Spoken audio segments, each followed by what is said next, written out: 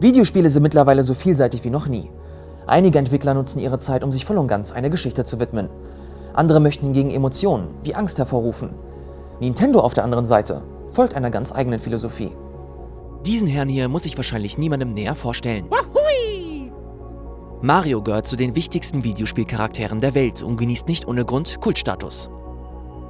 Angefangen hat die Karriere des italienischen Klempners jedoch als Jumpman. Ein Videospielcharakter, der komplett auf seine Eigenschaft zu springen definiert wurde.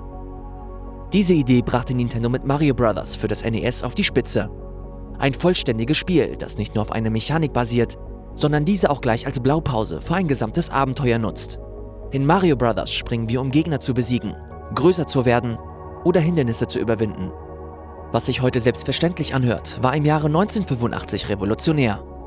Mario-Schöpfer Shigeru Miyamoto schaffte es, eine Welt zu erschaffen, die komplett einer einzigen Mechanik dient.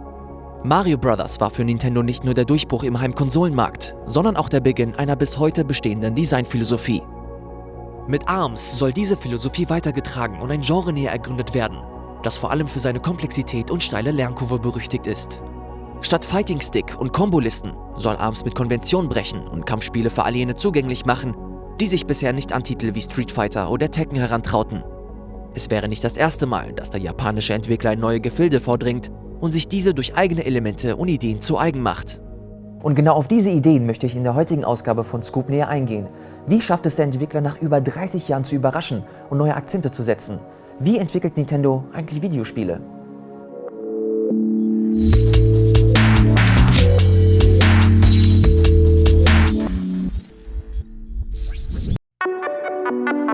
Nintendo Spiele zu beschreiben, fällt auf den ersten Blick nicht sonderlich schwer. Sie sind bunt, niedlich und einprägsam. Bevor jedoch Charaktere wie Mario oder Springman Leben eingehaucht wird, gilt es zunächst für Nintendos Designer, spielerische Elemente zu erforschen. Während dieser Experimentierphase zieht sich eine bestimmte Regel durch den gesamten Entstehungsprozess. Die Form folgt der Funktion. Im Klartext heißt das Gameplay und der daraus resultierende Spielspaß steht an erster Stelle. Erst wenn dieses Fundament steht, werden andere Aspekte eines Spiels wie Charaktere, Story und Spielwelt ausgearbeitet. Das ist auch der Grund, warum wir beispielsweise in The Legend of Zelda: A Link Between Worlds zur Wandmalerei werden.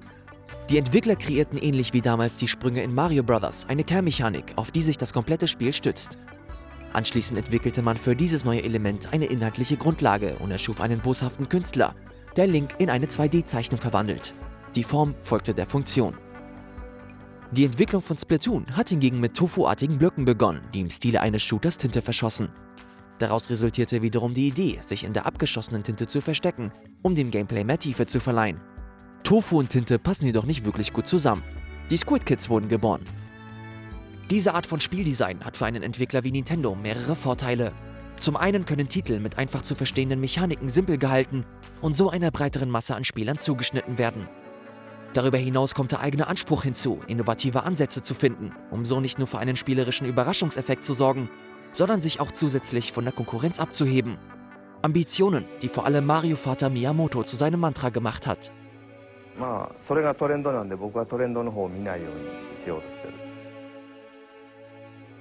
Während Mario mit seinen Sprüngen eine neue Art des Spielens begründet, wird dem Shooter-Genre mit Splatoon ein neuer Twist verliehen.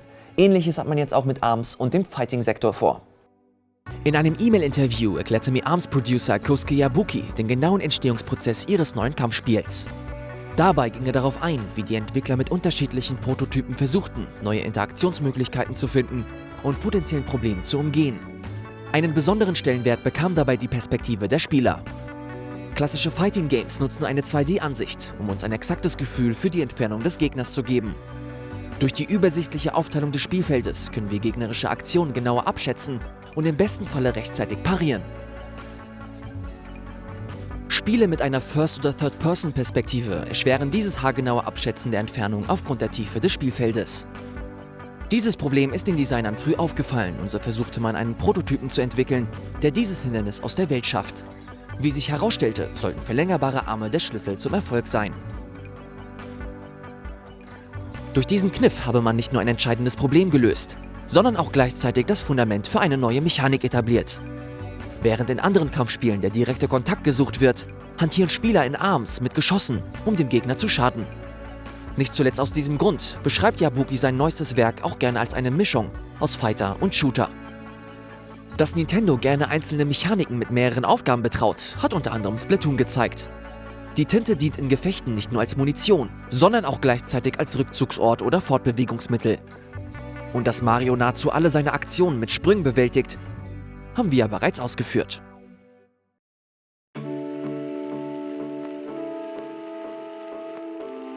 Mit ARMS bleibt Nintendo seiner Devise treu. Es gilt nicht nur mehr von bereits Vorhandenem zu machen, sondern mit neuen Ideen zu bereichern.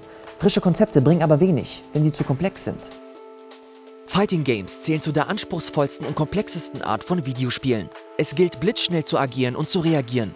Darüber hinaus sollte man diverse Tastenkombinationen kennen, um entsprechende Kombos auszuführen und so höheren Schaden zu verursachen. Um ARMS einem möglichst breiten Publikum zu öffnen, verzichten Yabuki und sein Team komplett auf Kombos und setzen stattdessen auf ein Waffensystem. Je schwieriger der Arm, desto größer der Schaden, desto langsamer der Angriff und umgekehrt. Die verlängerten ARMS bieten jedoch durch verschiedene Fähigkeiten die nötige Komplexität. Einfache Spielmechanik mit Tiefe, eine Designtechnik, die wir nicht zum ersten Mal gesehen haben. Auch wenn sich das alles überschwänglich positiv anhört, trifft Nintendo mit seinen Projekten nicht immer ins Schwarze. Star Fox Zero enttäuschte vor allem mit seiner überambitionierten Steuerung. Die Paper Mario-Serie jagt ihrer Bestform seit Jahren hinterher, während The Legend of Zelda Skyward Sword den Spieler zu sehr an die Hand nahm. Gleichzeitig erscheinen diverse Spiele von großen und kleineren Studios, die das Medium mit neuen Ansätzen bereichern. Einige dieser Titel entstehen mit dem Ziel, eine Story zu erzählen. Andere Spiele möchten wiederum eine bestimmte Emotion hervorrufen. Nintendo auf der anderen Seite folgt trotz Fehltritten einer ganz eigenen Philosophie. Statt eine möglichst große Immersion anzustreben, werden Titel entwickelt, die möglichst viele Menschen spielen können. Vom Hardcore-Spieler bis zum absoluten Anfänger. Um dieses Ziel zu erreichen, folgen alle Aspekte eines Marios, Zeldas oder ARMS letzten Endes nur einem einzigen Leitsatz: Spaß am Spiel.